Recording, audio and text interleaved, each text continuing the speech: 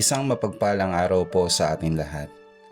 Sa araw na ito, muli tayong inaanyayahan na buksan ang ating puso at isipan sa mabuting balita at hayaang mangusap ang Diyos sa ating buhay. Mga kapatid, sa Ebanghelyo ngayon, malinaw ang sinabi ni Jesus. Ang aking mga tupa ay nakikinig sa aking tinig. Kilala ko sila at sumusunod sila sa akin. Napakasimple ng mensahe, pero napakalalim.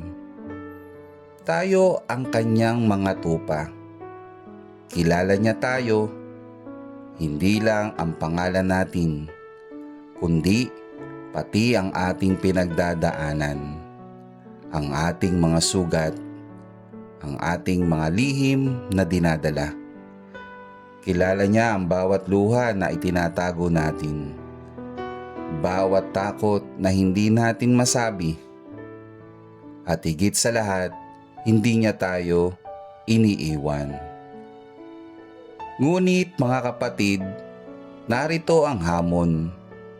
Nakikinig ba tayo sa kanyang tinig?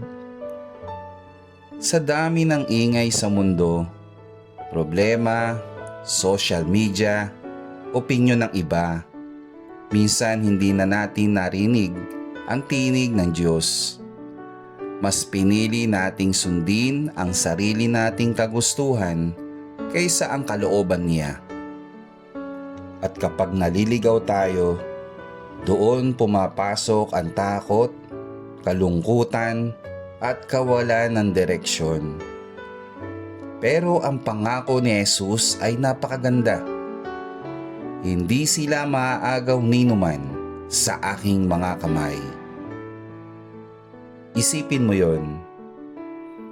Kahit gaano ka kalayo, kahit ilang beses kang bumagsak, kahit gaano kabigat ang kasalanan mo, kapit ka pa rin sa kamay ng Diyos.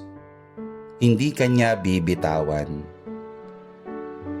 Maaaring sumuko ka sa sarili mo, pero ang Diyos hindi sumusuko sa iyo.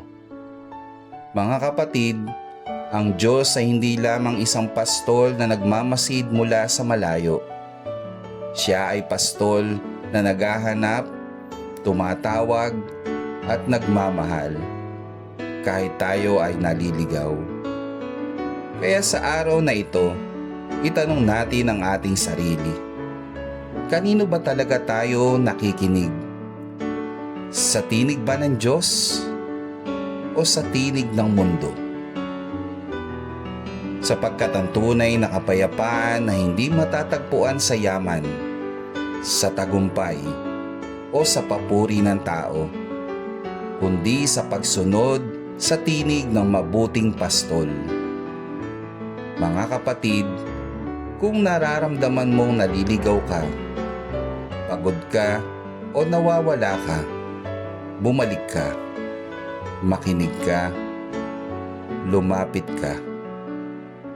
Dahil nariyan si Kristo, nakabukas ang kanyang mga bisig, handang umakay, handang magpatawad, handang magmahal.